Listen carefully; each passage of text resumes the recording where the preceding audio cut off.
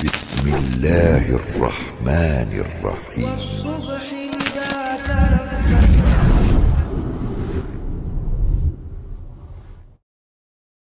Bismillahirrahmanirrahim. Assalamualaikum warahmatullahi wabarakatuh. Innal hamdalillah nahmaduhu wa nasta'inuhu wa nastaghfiruh wa na'udzu billahi min syururi anfusina wa min sayyiati a'malina. May yahdihillahu fala mudhillalah wa may yudlilhu falan tajida lahu waliyyan mursyida. Asyhadu an la ilaha illallah wahdahu la syarikalah wa asyhadu anna Muhammadan abduhu wa rasuluh la nabiyya wa la rasula ba'dah. Ikhwati fillah, hadirin hadirat kaum muslimin dan muslimat yang dimuliakan Allah. Mari sama-sama kita awali kajian kita dengan bersyukur kepada Allah Subhanahu wa taala. Alhamdulillah pada malam hari ini kita masih sehat dan masih diberikan kesempatan oleh Allah Subhanahu wa taala untuk menikmati indahnya taman surga, untuk berbahagia berada di dalam majelis ilmu. Nikmat sehat dan nikmat sempat kalaulah kita tidak gunakan secara baik, maka kita pasti akan tertipu dan terpedaya. Hadis Nabi mengatakan ada dua nikmat, ni'matani, dua nikmat, maghbunun fihi makatsirun minan nas. Banyak orang yang terpedaya, banyak orang yang tertipu oleh dua nikmat itu, yaitu as-sihha wal faragh. As-sihha, nikmat sehat, wal faragh, nikmat sempat, waktu yang luang, waktu yang lapang. Ada kadang-kadang orang punya kelapangan waktu tapi dia tidak sehat. Ada orang sehat tetapi waktunya habis disibukkan oleh urusan-urusan dunia. Kita alhamdulillah pada malam hari ini sehat dan sempat. Mudah-mudahan setiap langkah kita ke rumah Allah pada malam hari ini menghapus dosa dan bisa mengangkat derajat dan kemuliaan kita di sisi Allah Azza wa Jalla. Kita berharap mudah-mudahan di masa-masa yang akan datang semua kita hendaknya selalu diberikan peluang oleh Allah untuk beramal saleh. Dan setiap kali ada peluang di hadapan kita, mudah-mudahan Allah berikan pula kesadaran kepada kita bersama untuk mengambil peluang itu. Karena ada orang di hadapannya ada peluang untuk beramal saleh, tetapi dia tidak punya kesadaran untuk memanfaatkan peluang itu sebagai cara untuk mendulang pahala. Mudah-mudahan pahala kita semakin bertambah, kebaikan kita selalu saja ada setiap saat, yang mudah-mudahan semua dicatat oleh malaikat Allah, dan di akhirat kelak mudah-mudahan berat bisa mengalahkan timbangan dosa. Ikhwati fillah, sama-sama kita juga harus bersalawat dan salam untuk Nabi kita yang mulia Rasulullah sallallahu alaihi wasallam. Allahumma salli ala Muhammad wa ala ali Muhammad. Sosok figur yang telah sempurna dalam menyampaikan amanah risalah, sempurna dalam menyampaikan risalatul Islam sebagai panduan bagi kehidupan kita. Dan tidak ada panduan selain daripada apa yang telah beliau ajarkan. Ketika beliau sudah sempurna dalam menyampaikannya, maka kita berupaya pula untuk sempurna dalam mentaatinya, sempurna dalam mentauladaninya, sempurna dalam menjadikannya sebagai contoh qaulan wa amalan. Baik perkataan maupun perbuatan harus senantiasa kita coba ukur. Yang kita ucapkan kira-kira sesuai dengan yang diajarkannya. Yang kita lakukan kira-kira sesuai enggak dengan yang diajarkannya. Kalau seandainya cocok, selaras, lanjutkan. Tapi kalau seandainya memang menyimpang, maka segera untuk ditinggalkan. Kalau tetap dilanjutkan, itu hanya akan menyulitkan kita di hari mahsyar. Hanya akan menyulitkan kita di yaumul hisab. Karena semua yang datang dari kita, apapun yang kita katakan dan apapun yang kita lakukan, maka semua akan ada pertanggungjawabannya di hadapan Allah Subhanahu wa ta'ala. Mudah-mudahan Allah memudahkan kita untuk istiqamah, memudahkan kita untuk taat, berada di bawah cahaya sunnah Rasulullah Sallallahu Alaihi Wasallam, sebuah cahaya yang sangat terang, sebuah cahaya yang tidak ada lagi sisi gelap dan samarnya. Taraktukum ala al-mahajjatil bayda, lailuha kanahariha, la yazigu anha illa halik. Aku tinggalkan kalian semua, kata Rasulullah Sallallahu Alaihi Wasallam, di atas mahajjah al-bayda, jalan yang sangat terang, hujjah yang sangat jelas, tidak ada satupun sisi gelapnya, tidak ada yang samar, semua terang. Lailuha kanahariha, malamnya sama dengan siangnya. Biasanya kalau malam gelap, sekarang Nabi bilang apa? Malamnya sama dengan siang. Itu menggambarkan bahwa semuanya terang, tidak ada yang gelap. Tidak ada celah-celah untuk dituduh, tidak ada celah-celah untuk disamarkan. Karena memang semua sudah disampaikan oleh Rasulullah Sallallahu Alaihi Wasallam. La yazigu anha illa halik. Tidak ada orang yang mencoba untuk lari dari jalan itu, keluar dari jalan itu, illa halik, kecuali pasti binasa, pasti hancur. Maka kehancuran kita sebenarnya kitalah yang menyebabkannya.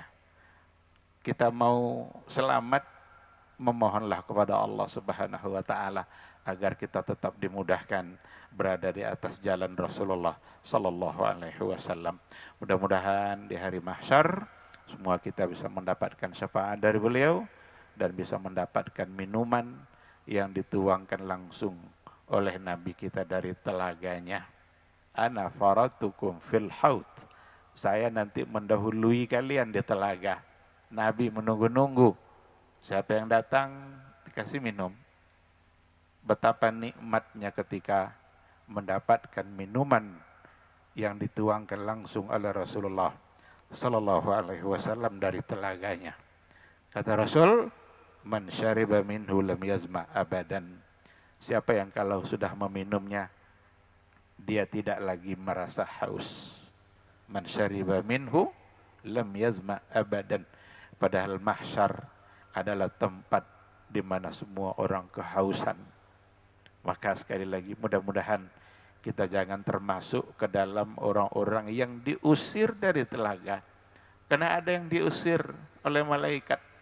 Suhkan, suhkan. Apa kata Rasul? Kok diusir? Mereka kan umatku. Apa kata Rasul? Kata malaikat, innaka la tadri ma ahdatsu ba'dak. Sungguh engkau tidak tahu apa yang telah mereka perbuat setelah engkau wafat. Ada dua yang diusir. Yang pertama, al-murtaddin, orang-orang yang murtad, orang-orang yang meninggalkan agama Rasulullah Sallallahu Alaihi Wasallam.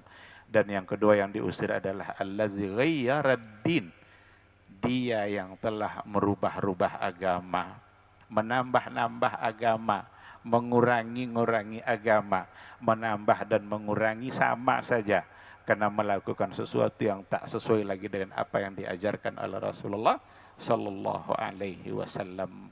Maka setialah berada di atas sunnah beliau, dan mudah-mudahan kita termasuk ke dalam orang yang mendapatkan kemuliaan itu di hari mahsyar kelak. Amin, amin ya rabbal alamin. Ma'asyiral hadirin wal hadirat rahimani Allahu wa iyyakum. Tema kita pada malam hari ini adalah ayat-ayat toleransi dalam Al-Quran. Sekarang-sekarang ini memang kata toleransi itu menjadi jualan banyak orang. Ada yang memaknainya secara benar, ada yang memaknainya secara salah. Ada orang yang kalau tidak melakukan sesuatu itu tidak dianggap sebagai orang yang toleran. Ada pula yang kebablasan, sehingga segala sesuatu dapat dibolehkan atas nama toleransi. Oleh karena itu saya memandang judul ini sangat penting untuk kita bahas, agar kita tidak salah di dalam memaknai toleransi. Jangan pernah mengajarkan Islam dan umat Islam hakikat dari sebuah toleransi. Karena tidak ada ajaran yang paling toleran selain daripada yang telah diajarkan oleh Rasulullah sallallahu alaihi wasallam. Cuma dalam artian yang sesungguhnya. Bukan dalam artian yang salah, dalam artian yang benar. Islamlah agama yang paling toleran. Agama yang paling bisa menghargai orang lain. Agama yang paling mampu untuk memberikan maaf atas kesalahan-kesalahan. Kalau seandainya kita baca sang pembawa risalah, karena dialah contoh dari sebuah toleransi itu. Dialah contoh yang paling tepat. Ketika ada jenazah orang Yahudi lewat di hadapan Rasul, Nabi berdiri. Ada sahabat yang bilang, ya Rasulullah, dia itu Yahudi, kenapa harus berdiri? Rasul tidak memandang soal Yahudinya, tapi justru dia adalah seorang manusia. Maka kita adalah sama-sama manusia. Bukan menghormati agamanya sebagai seorang Yahudi, tapi menghormati dia sebagai seorang manusia.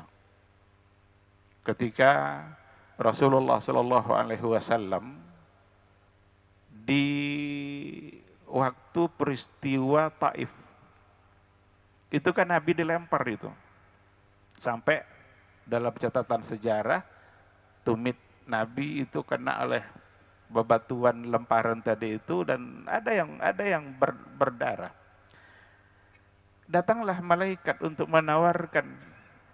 Apa kata malaikat? Ya Muhammad, andaikan engkau ingin bukit itu kami timpakan ke kaum Taif itu, sekarang bisa kami lakukan.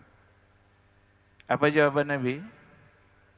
La, innahum qaumun la ya'lamun.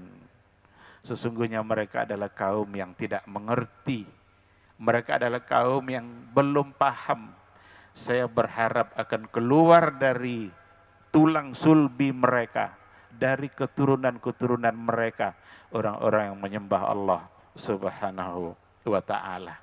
Ini contoh, ini sulit untuk kita dapatkan dari siapapun.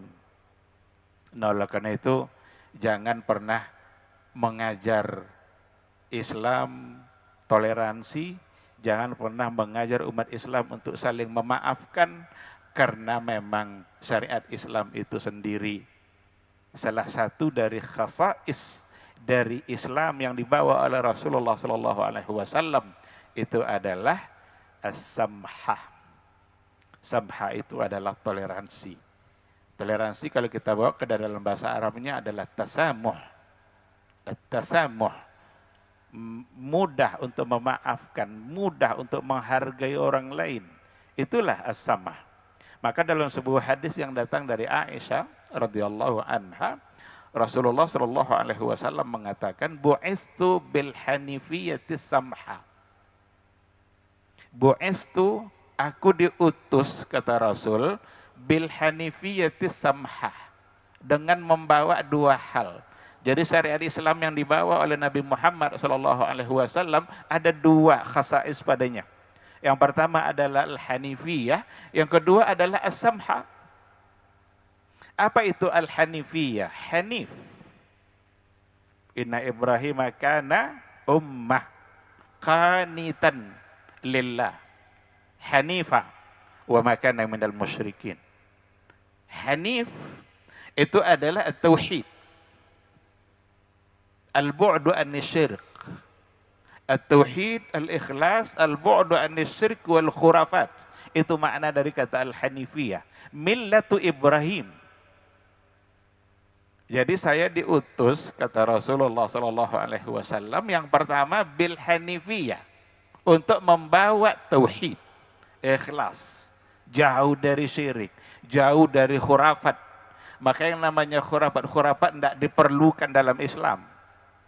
Karena banyak orang mengandalkan cerita-cerita khurafat agar dikagumi, dibuat-buatkan cerita-cerita yang tidak masuk akal supaya orang bisa mendengarkan dakwah dan apa yang akan dia sampaikan. Tidak perlu khurafat-khurafat dalam Islam, karena al-hanifiyah itu lawan dari khurafat. Hanifan atau hanifah,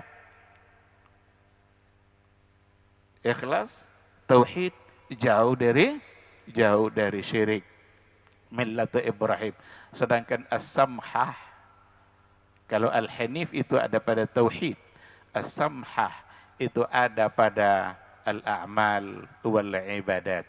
Samhah itu mudah, toleransi, penuh pengertian, sangat mudah untuk memberikan kemudahan. Itu semua bagian dari samha, dan itu ada pada al-ibadat dan ada pada al-muamalat. Kalau seandainya kita tidak bisa sholat berdiri, bolehkah duduk? Boleh, samha. Kalau seandainya kita tidak bisa berwudu, gantinya tayammum, samha. Mudah. Ada toleransi yang luar biasa. Allah Subhanahu wa taala sangat pengertian. Sangat mengerti dengan keadaan kita. Andaikan tidak ada keringanan-keringanan dalam beribadah, mungkin kita akan sulit untuk taat kepada Allah Subhanahu wa taala. Tapi taat itu mesti, asalkan kita tetap taat, maka diberikan keringanan-keringanan oleh Allah Subhanahu wa taala dalam kehidupan kita. Maka dalam keadaan sulit, solusinya bukan tidak taat, tetap taat, tapi dengan adanya kemudahan. Pada saat kita tidak punya air untuk berwudu, atau air hanya cukup untuk keperluan dunia kita saja, untuk memasak umpamanya. Kalau dijadikan untuk berwudu, tidak bisa kita makan, nanti tidak ada air untuk masak nasi.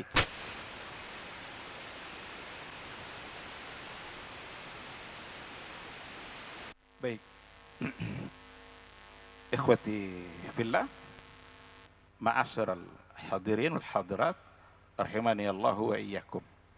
Kembali kita ke materi kita, maka taat itu harus tetap berlanjut.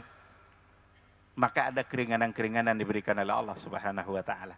Ini adalah bagian dari toleransi yang luar biasa dalam Islam terhadap umat Islam sendiri dalam ketaatannya.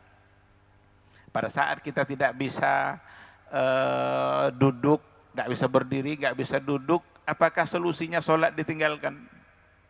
Tidak, sholat tetap dikerjakan. Berarti kita harus tetap taat, meskipun sholat dengan berbaring. Kadang-kadang ada orang yang meninggalkan ketaatan hanya karena keadaan yang dianggap sulit. Ada seseorang yang dalam perjalanan, kebetulan pakaiannya kena oleh najis. Ditinggalkannya sholat dengan alasan pakaian bernajis. Dan pandai pula beralasan, pakaian bernajis kan tidak boleh dibawa sholat. Sekarang bersihkan, basah-basah sikit, tidak apa-apa. Yang penting tetap sholat. Maka al-hanifiyah, as-samhah. Al-hanif itu urusannya dengan tauhid. As-samhah urusannya dengan al-a'mal wal ibadat. Dalam ibadah, tadi contohnya. Dalam muamalah, adakah samhah? Adakah kemudahan-kemudahan diberikan oleh Allah? Adakah sesuatu yang memang itu membuat kita menjadi mudah? Bahkan kata samha itu sendiri ada dalam persoalan muamalah. Dalam hadis dikatakan oleh Rasulullah, rahimallahu mura'an samhan idza ba'a, samhan idza ishtara, samhan idza qada, samhan idza qada. Allah merahmati seseorang. Siapa orangnya? Samhan idza ba'a, kalau dia memberikan kemudahan-kemudahan di dalam menjual. Samhan idza ishtara, memberikan kemudahan-kemudahan dalam membeli. Berarti penjual pembeli harus saling pengertian. Ketika ada seorang penjual didatangi oleh seseorang ingin sekali dengan barang yang dia punya, tapi ternyata uangnya kurang-kurang sedikit. Apa yang harus dilakukan? Yang mungkin dengan uang yang ada akan mengurangi sedikit keuntungannya, meskipun akan tetap ada untung. Rasul menyuruh samhan, permudah, berikan kemudahan, toleransi dengan kesulitan-kesulitan yang dia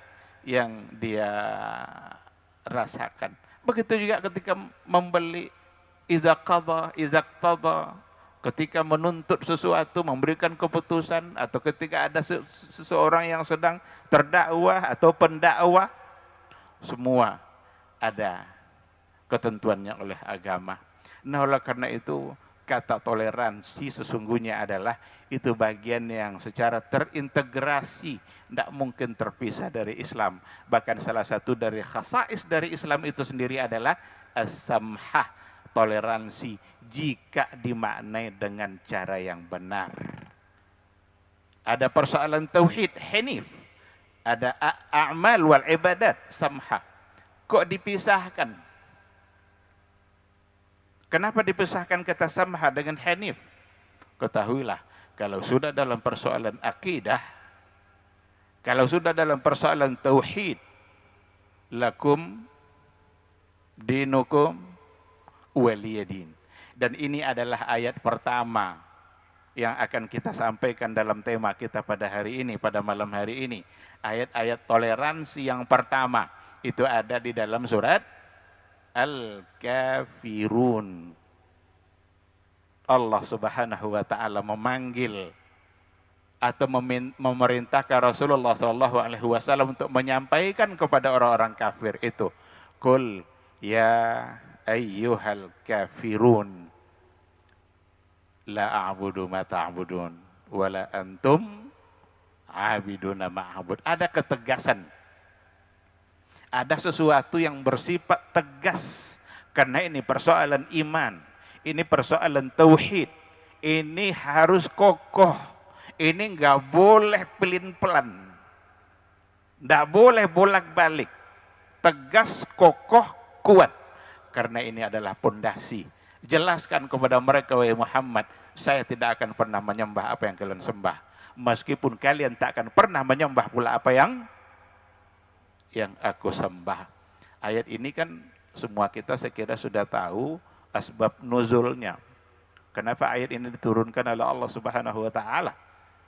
Karena permintaan orang kafir ketika itu ingin mencoba untuk membujuk Rasulullah sallallahu alaihi wasallam, membujuk supaya berilah sedikit kelonggaran, toleransi dalam persoalan sembahan-sembahan seperti ini nih. Kalau mau, wahai Muhammad, sebentar-sebentar kami menyembah Tuhan kamu, nanti sebentar lagi, seminggu berikutnya kamu ikut pula untuk menyembah Tuhan kami. Ada tawar-menawarnya datang dari orang-orang kafir. Memang dalam catatan riwayat juga dikatakan ada sedikit kecenderungan Nabi untuk menyetujui, wallahu alam, tapi saya yakin tidak akan pernah menyetujui. Tapi kalau kecenderungan, karena ada harapan besar supaya mereka ikut untuk menyembah. Tapi sebelum itu terjadi, Allah turunkan ayat ini. Disampaikan oleh Allah langsung.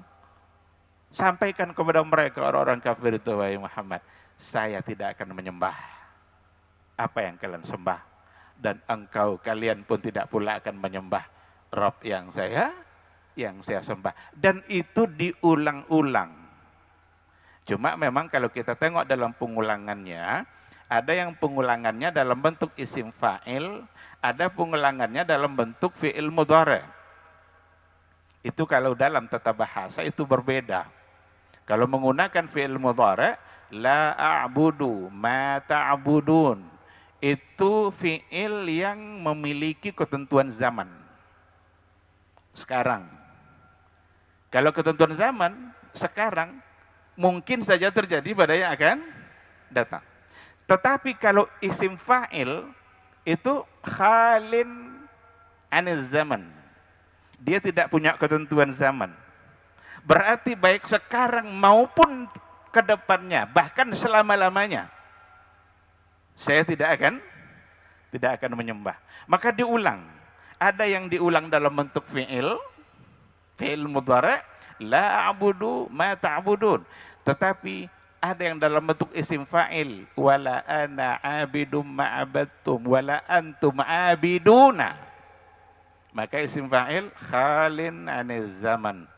Artinya, untuk kapan saja saya tidak akan menyembah. Dikunci dengan satu kata, lakum dinukum waliyadin. Bagiku agamaku, bagimu agamamu. Kamu punya agama, silahkan untuk diamalkan. Saya punya agama, saya akan amalkan agama saya. Inilah sebenarnya toleransi. Maka jangan dicampur adukkan, karena ini persoalan akidah, ini persoalan iman. Maka berbeda nanti antara akidah dengan muamalah. Kalau soal muamalah, bolehkah kita berbuat baik kepada tetangga yang bukan muslim? Boleh. Andaikan ada tetangga yang sakit, dia ternyata tidak muslim, tetapi dia memerlukan uang untuk ke rumah sakit. Boleh kita pinjamkan uang ke dia? Jawabannya boleh. Kalau dia minta hutang, boleh diberi hutang? Boleh. Rasul pun pernah berhutang kepada seorang Yahudi. Kenapa boleh? Ini persoalan muamalah. Karena kalau sudah muamalah bainan nas, bainal insani wa insanin akhar. Antara manusia dengan manusia yang satu lagi. Ini persoalan muamalah.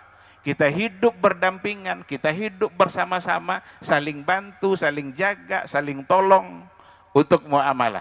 Kalau soal akidah, Nabi sudah berikan ketegasan. Seminggu menyembah, seminggu lagi enggak ada cerita. Saya tidak akan pernah menyembah Tuhan yang kalian sembah, dan kalian tak akan pula pernah menyembah Tuhan yang saya sembah. Ada ketegasan di sini. Nah, oleh karena itu, kalau hubungannya sudah dalam persoalan akidah, kita harus berhati-hati. Dan tidak ada istilah kata basa-basi dalam persoalan akidah. Ini yang kemarin diributkan dalam media sosial, Facebook, WA, Instagram, segala macam, terkait dengan persoalan mengucapkan selamat Natal. Kita bukan tidak menghargai, tapi apakah harus? Dan apa untungnya? Persoalan Natal itu apakah ada baru ada sekarang atau sudah ada dari dulu? Sudah ada dari dulu. Karena Natal itu bukanlah untuk memperingati hari kelahiran Nabi, bukan. Itu dalam catatan sejarah dikatakan tahun 325 Hijriah. Nabi sudah lahir belum? 325. Belum, karena Nabi lahir tahun berapa Nabi lahir? 571. 325 Masehi di Konstantinopel, Turki. Sekarang namanya Iznik. Ada satu wilayah di Iznik. Itu ada satu gereja. Di gereja itu pada tahun itu berkumpullah semua pendeta-pendeta. Ada komunike yang mereka sepakati di situ. Apa yang mereka sepakati ketika itu? 325. Kesepakatan mereka adalah bahwa Isa adalah anak Tuhan. Dan itu tanggal 25 Desember. Nah, oleh karena itu, 25 Desember itu sesungguhnya adalah hari pengangkatan Isa sebagai anak. Terus mau kita ucapkan selamat? Oh, ini kan basa-basi, Pak Ustaz. Tidak ada basa-basi dalam akidah. Bahasa basa-basi. Bukankah itu sudah ada pada masa-masa sebelumnya? Kenapa kita tidak mendengar satupun ada ulama-ulama al-mutakaddimin dulu yang mengucapkan itu? Kan baru muncul kan belakangan-belakangan ini. Dan dianggap itu bagian dari toleransi.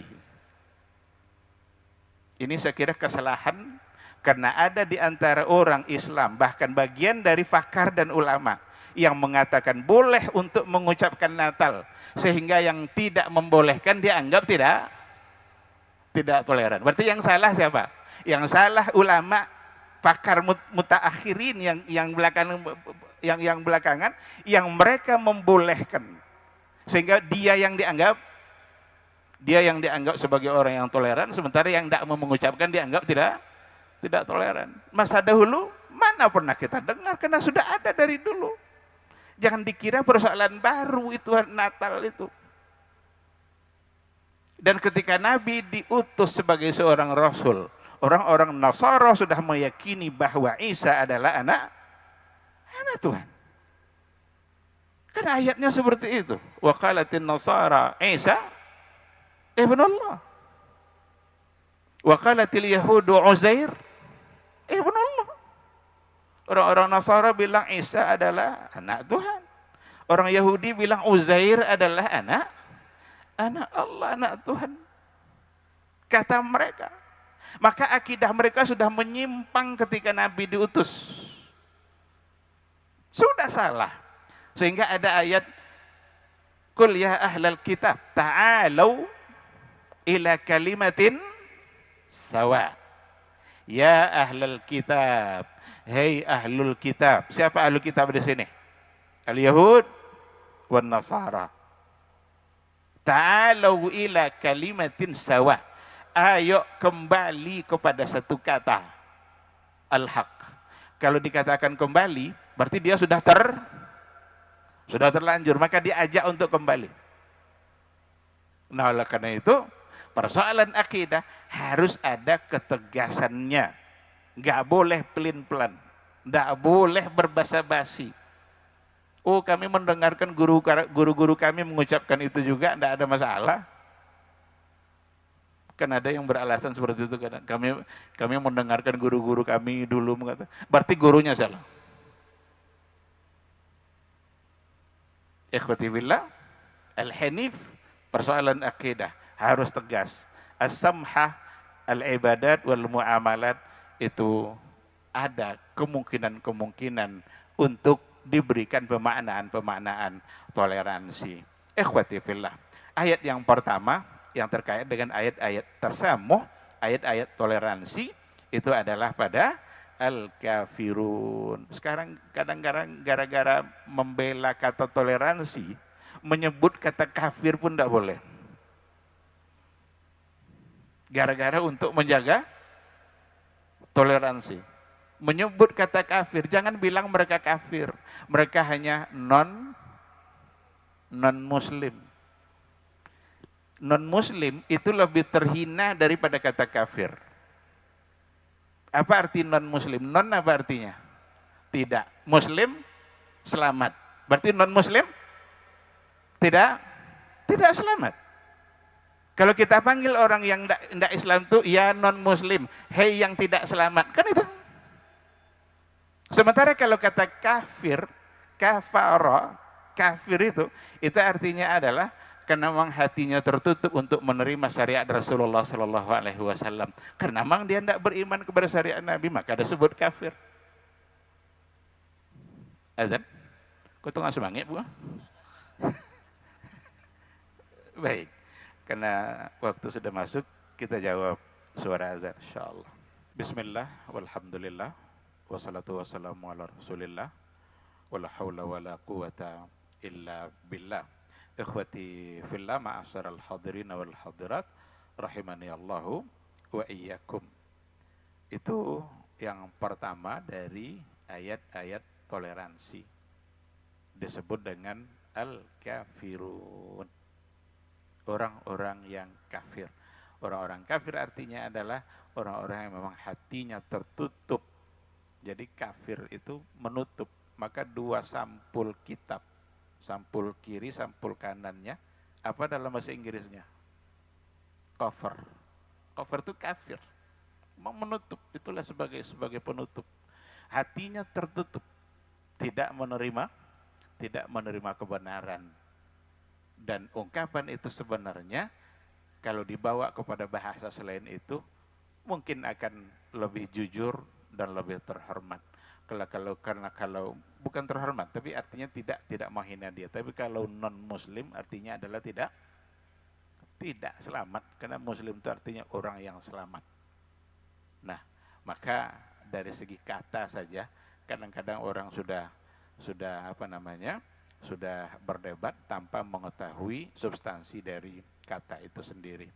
Ada ayat yang lain, saya coba sebutkan beberapa ayat, tapi saya tidak akan yakin untuk menyampaikan semua ayat itu. Di antaranya ada dalam surat Yunus 40-41. Apa kata Allah Subhanahu wa taala? Wa minhum man yu'minu bih wa minhum man la yu'minu bih wa rabbuka a'lamu bil mufsidin. Wa in kadzabuka faqul li amali wa lakum amalukum antum bari'una mimma a'mal wa ana bari'um mimma ta'malun. Apa kata Allah? Di antara mereka ada yang beriman dengan Al-Quran. Wa minhum man la yu'minu bih. Dan di antara mereka yang lain, sebagian yang lain, ada pula yang tidak beriman dengan Al-Quran. Wa rabbuka a'lamu bil mufsidin. Dan Rabb kamu lebih tahu bil mufsidin. Allah lebih mengetahui dengan orang-orang berbuat binasa. Kira-kira ketika disebutkan satu beriman, satu tidak beriman, lalu Allah katakan dialah yang lebih tahu dan orang-orang yang berbuat binasa. Kira-kira yang berbuat binasa ini maksudnya siapa? Yang tidak beriman. Namun wa in kadzabuka, jika mereka mendustakanmu tadi kan dengan Al-Quran. Sekarang dengan kamu, dengan Nabi Muhammad SAW. Jika mereka mendustakan kamu pula, fakul, maka katakanlah, li amali walakum amalukum. Bagiku amalanku, bagimu amalanmu. Antum bari'una mimma a'mal. Kalian berlepas diri, tidak akan bertanggung jawab dengan apa yang dengan apa yang saya lakukan. Wa ana bari'um mimma ta'malun, dan saya tidak pula ikut bertanggung jawab dengan apa yang kalian lakukan. Berarti yang beriman ada sebagian, yang tidak beriman ada pula sebagian. Jika mereka pun ikut mendustaimu, tidak mau beriman denganmu, cukup katakan kul li amali walakum amalukum. Amal saya bagi saya, amal kamu bagi kamu. Kamu tidak akan ikut bertanggung jawab dengan apa yang saya lakukan. Dan saya tidak akan pula bertanggung jawab dengan apa yang kamu lakukan. Artinya apa? Masing-masing kita, hanya kitalah yang akan mempertanggungjawabkan di hadapan Allah Subhanahu wa ta'ala. Orang-orang kafir, orang-orang tidak beriman dengan Al-Quran, tidak beriman dengan Rasulullah SAW, Rasul tidak akan bertanggung jawab dalam amalan mereka. Kita tidak akan bertanggung jawab dengan amalan mereka. Sebagaimana mereka juga tidak ikut bertanggung jawab dengan apa yang kita lakukan. Jadi biarkan kalau mereka tidak mau beriman. Ditambah nanti dengan ayat yang lain, la ikraha fiddin. La ikraha fiddin. Qad tabayyana ar-rusydu minal ghayy. Enggak ada paksaan. Enggak boleh dipaksa untuk masuk Islam, itu tidak boleh. Maka dari sisi ini, kalau kita mau jujur, Islamlah yang sangat toleran dalam persoalan ini. Karena agama-agama yang lain, berapa banyak mereka yang memaksa umat Islam untuk pindah agama. Memaksa dengan berbagai macam cara. Merayu dan berbagai macam cara. Tetapi dalam Islam, la ikraha fiddin. Tidak ada paksaan. Kenapa tidak mesti dipaksa? Karena semuanya telah terang. Qad tabayyana ar-rusydu minal ghayy. Sudah nyata mana yang baik, mana yang buruk, mana yang hak, mana pula yang batil. Semua sudah jelas disampaikan oleh Rasulullah sallallahu alaihi wasallam. Faman yakfur bit-taghut wa yu'min billah faqad istamsaka bil urwatil wusqa lan fisama laha wallahu sami'un alim. Siapa yang kufur kepada taghut wa yu'min billah, dan siap untuk beriman kepada Allah Subhanahu wa taala, faqad istamsaka bil urwatil wusqa lam fisama laha, berarti dia telah berpegang dengan tali yang sangat kuat. Al urwatul wusqa lan fisama laha, tidak mungkin terpotong-potong, tidak mungkin terpecah-pecah karena ikatan yang sangat kuat. Wallahu sami'un alim. Ikhwati fillah, maka dari sini ada memang kebebasan di dalam memilih agama. Kita nggak boleh mencela orang-orang ketika mereka tidak mau Islam. Biarlah mereka dalam Nasraninya kalau mereka ingin tetap Nasrani. Biarlah mereka dalam Yahudinya ketika mereka ingin tetap Yahudi. Cuma jangan nanti dipaksa untuk menganggap bahwa mereka benar. Ini juga salah satu dari kesalahan yang ada di kehidupan kita hari ini. Kehidupan umat Islam, khususnya di Indonesia. Ingin dicoba untuk taskik. Taskik itu membuat keraguan-raguan dengan alasan bahwa mereka punya kitab samawi. Kan Yahudi ada kitab samawinya, Nasrani ada kitab samawi, maka mereka disebut sebagai ahlul kitab. Sebagaimana umat Nabi Muhammad SAW juga punya kitab samawi, namanya Al-Quran. Jadi karena mereka masing-masing punya kitab, berarti masing-masing mereka sumber agamanya juga datang dari sama, dari langit sana. Maka namanya kitab samawi, kitab yang turun dari langit. Kalau memang mereka punya kitab juga, berarti di dalamnya ada kebenaran, sehingga ingin diajak untuk menganggap bahwa semua agama adalah sama dan adalah benar. Ini sesuatu yang sangat tidak bisa diterima. Karena Al-Quran secara tegas, secara terang mengatakan, Inna dina indallahi al-Islam. Wa may yabtaghi ghairal islami dinan. Siapa yang ingin mencari agama selain Islam, la yuqbal minhu. Allah di situ tidak menggunakan kata la, tapi lan. Apa faedah lan? Nafyul mustaqbal, menafikan untuk selama-lamanya. Lan yuqbal, tidak akan pernah bisa diterima. Wa huwa fil akhirati minal khasirin. Nah, ketika ayatnya sudah terang, inginkah kita tetap mengatakan semua agama benar? Itu bukan toleransi. Itu bukanlah saling menghormati yang benar. Karena kita diajak untuk merusak akidah kita sendiri. Karena akidah kita mengatakan bahwa yang benar itu adalah yang mengatakan la ilaha illallah. Dan itu hanya ada dalam Islam. Ketika ada agama yang tidak lagi mengucapkan la ilaha illallah Muhammadur Rasulullah, maka pasti salah. Apapun nama agamanya yang ada sekarang ini. Jadi menghormati itu maksudnya bukan kita menganggapnya benar. Enggak. Tapi biarlah kalau mereka itu pilihannya. Kalau ada tata cara ibadahnya yang ingin dia lakukan, jangan diganggu. Biarlah mereka mengerjakan pula. Dulu orang-orang kafir zimmi pada masa Nabi, pada masa Umar bin Al-Khattab, pada masa Khulafa Ar-Rasyidin, terjamin hidupnya. Kalau ada yang mencoba untuk mengganggunya, khalifah akan membantu dia segera. Dijamin ahlul zimmah. Gak boleh diganggu, gak boleh dirusak rumah ibadahnya. Begitulah Islam memberikan penghormatan dan penghargaan. Bukankah itu bagian dari menghargai?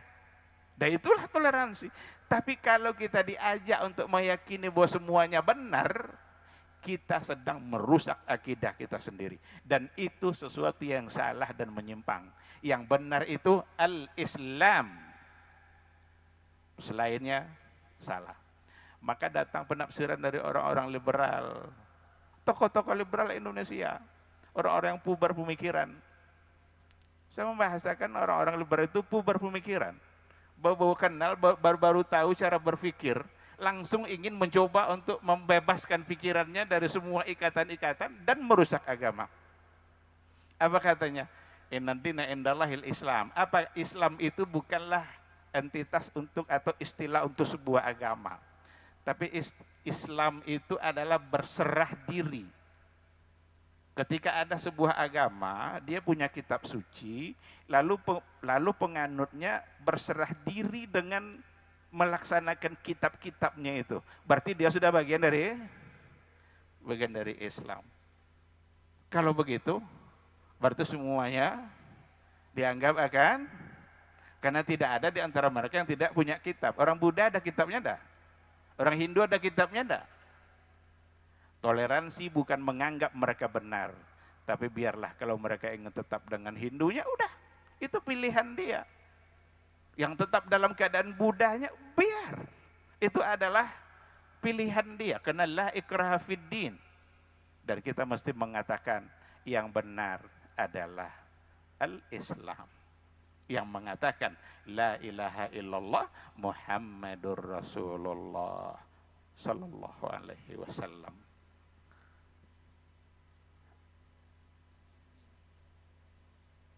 Domini tanya jawab. Baik, saya tidak bisa menyebutkan semua ayat karena ada dalam surah Al-Hujurat ayat 13, ada dalam Al-Baqarah ayat 256, ada dalam surah Al-Kahfi ayat 29, ada Al-Mumtahanah ayat 8. Itu semua adalah ayat-ayat at-tasamuh, ayatut tasamuh. Silakan nanti dibaca, dicari pemahamannya bagaimana para ulama memberikan penjelasan. Saya serahkan ke moderator. Baik, jamaah, kita tadi sudah memberitahu ada sesi tanya jawab. Kita sempurnakan tabligh akbar anak dua kita ini dengan satu penanya. Ada dua tapi yang pertama tadi Pak. Silakan Ustadz.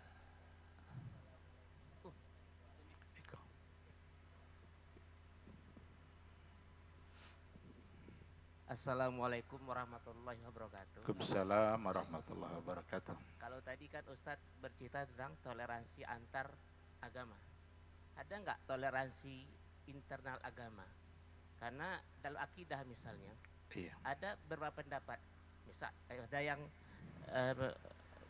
istawa, ada istaulah, memang istawa. Nah, bisa nggak sikap toleransi dipakai dalam hal-hal yang terjadinya perbedaan pendapat dan pandangan di dalam agama kita sendiri. Demikian, wassalamualaikum warahmatullahi wabarakatuh. Waalaikumsalam warahmatullahi wabarakatuh. Masya Allah, luar biasa pertanyaannya.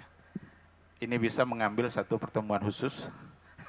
Karena kita tidak bicara antara toleransi antar agama. Bagaimana kita menghargai mereka-mereka yang punya pilihan agama selain daripada Islam. Hormati dia.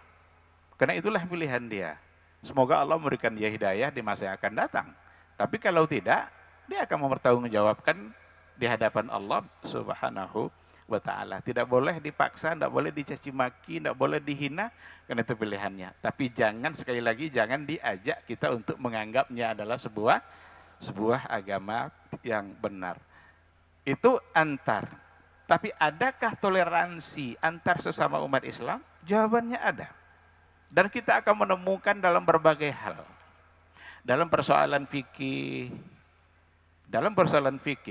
banyak hal-hal yang harus kita toleransikan. Hukum itu ada yang membaginya kepada dua, ada yang membaginya kepada tiga. Al-ahkam atau al-masail. Ada yang masuk dalam kategori al-masail al-ijma'iyah. Masail ijma'iyah. Masalah-masalah yang disepakati. Ini haram, ini halal, sholat 5 waktu, haji wajib bagi yang mampu, semua adalah ijma. Ada nanti al-masail al-ittifaqiyah dan ada al-masail al-ikhtilafiyah. Ada yang membagi 3 seperti itu, ada yang hanya 2 saja, al-ijma'iyah, al-ikhtilafiyah. Ketika kita mulai bicara tentang persoalan al-khilafiyah, masalah-masalah yang diperselisihkan oleh para ulama antar mazhab umpamanya. Ketika mereka berbeda dan perbedaan mereka didasarkan kepada dalil-dalil yang ada, maka dalam hal ini mesti dikedepankan adalah saling menghormati, saling menghargai pilihan.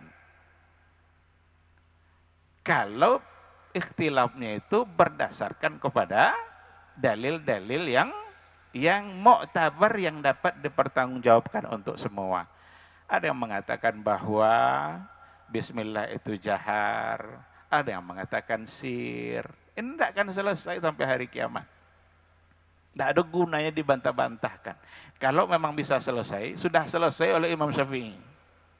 Tidak ada orang secerdas Imam Syafi'i hari ini, barangkali. Tapi masalahnya tetap saja ada.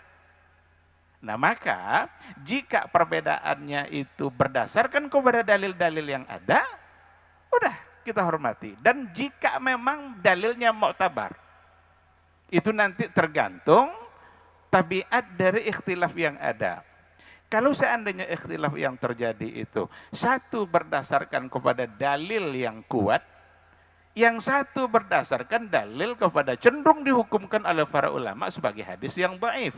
Maka yang harus dihindarkan di sini adalah jangan fanatik. Jangan fanatik kepada satu mazhab. Artinya kalau mazhab saya sudah ini, maka ini saya sampai mati. Tidak boleh. Karena kita beribadah bukan atas nama mazhab. Kita beribadah atas nama dalil yang datang dari Rasulullah SAW. Orang-orang yang taklid, orang-orang yang memang tidak bisa mengerti kecuali dengan taklid, silakan dia untuk taklid. Ikutlah imam mana yang dia mau ikut. Bahkan orang taklid tidak bisa bermazhab. Orang taklid mazhabnya adalah mufti tempat dia bertanya. Siapa tempat dia bertanya, itulah mazhab dia. Kenapa dia tidak punya kemampuan? Tapi kalau ada orang-orang diberikan kemampuan oleh Allah untuk memahami dalil, walaupun dia tidak sampai ke tingkat mujtahid, tapi dia bisa untuk mengenali ini kuat, ini dhaif. Maka dia dituntut untuk melaksanakan pengetahuannya. Kalau memang ada yang kuat, kenapa harus pakai yang lemah? Dan ketika kita tinggalkan yang lemah ikut yang kuat, bukanlah berarti kita tidak menghargai imam yang berpaham atau berpandangan dengan memegang dalil yang tadi lemah. Maka itu salah satu contoh dalam persoalan fikih. Orang sering fikih disebut masalah furu'. Sebenarnya ibadah ataupun tauhid, dua-duanya ada usul, ada furu'. Ibadah ada usul, ada furu'. Yang usul biasanya tidak berbeda. Yang furu' berbeda. Salat zuhur wajib hukumnya usul. Tidak ada satupun ulama yang mengatakan salat zuhur sunnah, tidak ada. Ini usul. Tapi dalam ibadah salat ada furu'. Dalam mengerjakan salat itu sendiri ada furu'nya. Apa furu'nya? Kita takbiratul ihram itu begini atau begini. Nanti selesai begini letaknya di sini atau lurus. Maka dalam masalah salat saja jika ada 100 masalah, 70 yang ikhtilaf.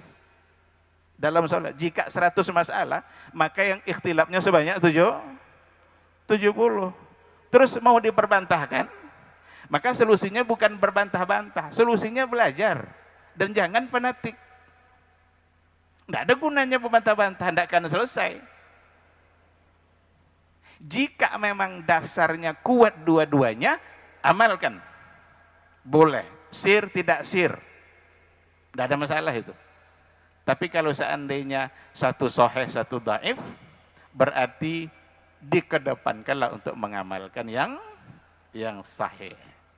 Nah, dalam akidah ada usul, ada furu'. Dalam akidah sendiri ada usul, ada furu'. Yang usulul akidah ini nggak boleh sebenarnya diperselisihkan. Maka empat imam mazhab itu satu akidah yang sama. Ini yang kita pelajari insya Allah di sini. Ini kitabnya. Manazil al-a'immatil arba'ah. Ditulis oleh Syekh As-Salamasi. Kita sudah mulai Kamis kemarin. Dan akan kita coba setiap bulan insya Allah. Cuma untuk sampai sekarang baru satu pertemuan dalam sebulan. Saya kira satu pertemuan juga mungkin agak pasti kurang lah. Cuma mencari waktu lagi yang mencari waktu yang pas. Maka kalau untuk usul, mereka tidak berbeda. Apa yang diyakini oleh sahabat-sahabat dulu, itulah yang diyakini oleh ulama-ulama 4 mazhab. Maka ulama 4 mazhab tidak mentakwilkan dalam artian menolak sifat Allah. Sahabat tidak mentakwil dalam artian menolak sifat Allah. Tetapi mereka bisa kita temukan dalam takwil dalam artian tafsir. Bukan untuk mengatakan untuk menolak sifat Allah, tapi untuk memberikan pengertian bahwa ini yang dimaksud. Seperti fawalli aynama tuwallu fasamma wajhullah. Kemanapun kamu arahkan wajahmu, fasamma wajhullah, maka di sana ada wajah Allah. Kita temukan salah satu dari al-mutaqaddimin mengikuti apa yang dikatakan oleh Ibnu Abbas di antaranya, mengatakan bahwa wajhullah di situ artinya adalah qiblatullah, kiblat Allah. Kenapa dia artikan kiblat? Dia bukan sedang menolak sifat wajah bagi Allah. Cuma dalam ayat ini dia mengartikan kiblat sesuai dengan asbabun nuzul. Karena asbab nuzulnya malam tadi ada 2 orang sahabat yang sholat gelap-gelap. Tidak tahu dia arah kiblat. Oh, barangkali ini arah kiblat. Sholatlah dia ke arah itu. Ternyata ketika subuh mereka tahu kalau itu kiblat salah. Nanya pada Nabi, ya Rasulullah, kami tadi malam sholat tahajud ke satu arah yang kami yakini itu kiblat, ternyata salah. Apa solusinya ya Rasulullah? Turun ayat tadi. Aynama tuwallu fasamma wajhullah. Kemanapun kamu arahkan wajahmu, di situ adalah wajah Allah, bermakna kiblat Allah. Dan wajhullah, kenapa diartikan kiblat? Karena wijha, wajhun bermakna wijha, walikullin, apa sambungnya? Walikullin wijhatun huwa muwalliha. Wijha di sini bermakna kiblat. Jadi ketika diartikan kiblat, bukan menolak sifat wajah bagi Allah. Yang dilakukan oleh Mu'tazilah dan yang diikuti oleh aliran yang lain seperti Asy'ariyah ketika diartikan selain daripada wajah, karena mereka tidak mau menganggap bahwa Allah punya wajah. Situ salahnya. Maka dalam usul mereka sama, tapi dalam furu'ul akidah mereka bisa berbeda. Apa contoh furu'ul akidah? Luqman itu nabi atau tidak? Luqmanul Hakim nabi atau tidak? Berapa jumlah nabi? Berbeda mereka. Itu furu'ul akidah. Tidak ada masalah. Oleh karena itu dalam usul, baik usulul ibadah, usulul muamalah, jangan sampai berbeda. Karena usul ini pondasi. Tapi kalau furu'ul ibadah, furu'ul akidah, mungkin saja terjadi perbedaan, dan disitulah kita harus saling menghormati. Bahkan dulu dalam sebuah majelis, saya ada di situ ketika itu Syekh Shalih Al Utsaimin memberikan satu contoh tentang furu'ul akidah. Salah satu contoh yang beliau sampaikan ketika itu adalah, mana yang lebih afdal, Utsman atau Ali? Utsman kah atau Ali?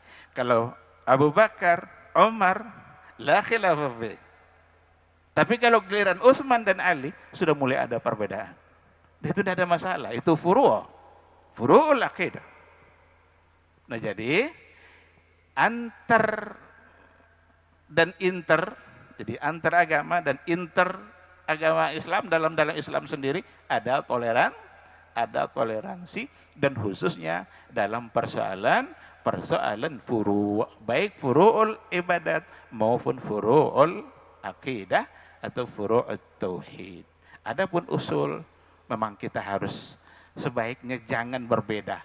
Ketika usul yang sudah berbeda, disinilah muncul keretakan-keretakan dalam umat Islam. Maka generasi sahabat mereka ala kalamin wahid fil akidah. Sahabat mereka tidak berbeda dalam persoalan akidah, khususnya pada usul. Kapan munculnya perbedaan akidah itu? Kapan kacaunya umat Islam? Karena bermunculannya pandangan-pandangan dari ahlul kalam. Karena mereka punya pandangan-pandangan yang berbeda dalam usulul iman. Coba, Quran makhluk atau tidak? Pernah enggak perdebatan itu pada masa sahabat? Enggak ada. Enggak pernah ada. Tapi ketika muncul aliran tadi, mereka mengatakan Al-Quran makhluk. Makanya Imam Ahmad dipenjara gara-gara itu. Dipenjara gara-gara mempertahankan Al-Quran laisa bimakhluk. Al-Quranu kalamullah. Dan kalam Allah adalah sifatnya. Dan sifat Allah mustahil makhluk. Itu kata Imam Malik. Sampai dia dipenjara. Sekarang orang-orang yang mengakui keyakinan bahwa Quran makhluk ingin pula mengatakan bahwa itu sanadnya sampai kepada Imam Mazhab. Padahal Imam Mazhab rela dipenjara gara-gara itu. Ajar itu klaim-klaim yang tidak benar, yang tidak beralasan. Lah sampai 2 menit. Ya 2 menit tinggal tadi. Semenit 50 detik. Ada. Saya serahkan ke moderator. Hah? Ya. Baik, berarti cukup satu pertanyaan untuk malam hari ini. Dan sesuai dengan tema kita, mari sama-sama kita jaga kondusivitas kita dalam beragama. Dalam beribadah, kita harus sama-sama toleransi, sama-sama menghargai, khususnya untuk hal-hal yang sifatnya di situ ada perbedaan. Tetapi tidak menghalangi kita untuk saling menasehati, untuk saling memberikan masukan untuk hal-hal yang memang jika terjadi perbedaan-perbedaan, apalagi berhubungan dengan persoalan usul. Disitulah kita harus mengamalkan ayat watawasau bil haq watawasau bis sabr. Jangan atas nama toleransi kita biarkan saudara-saudara kita tersalah dan menyimpang dalam persoalan agama. Tapi jika persoalannya ada pada furu', memang solusinya adalah untuk saling menghormati. Saya kira ini yang bisa saya sampaikan. Terima kasih dan mohon maaf. Subhanakallahumma wabihamdika asyhadu an la ilaha illa anta astaghfiruka wa atubu ilaik. Saya serahkan kembali ke moderator.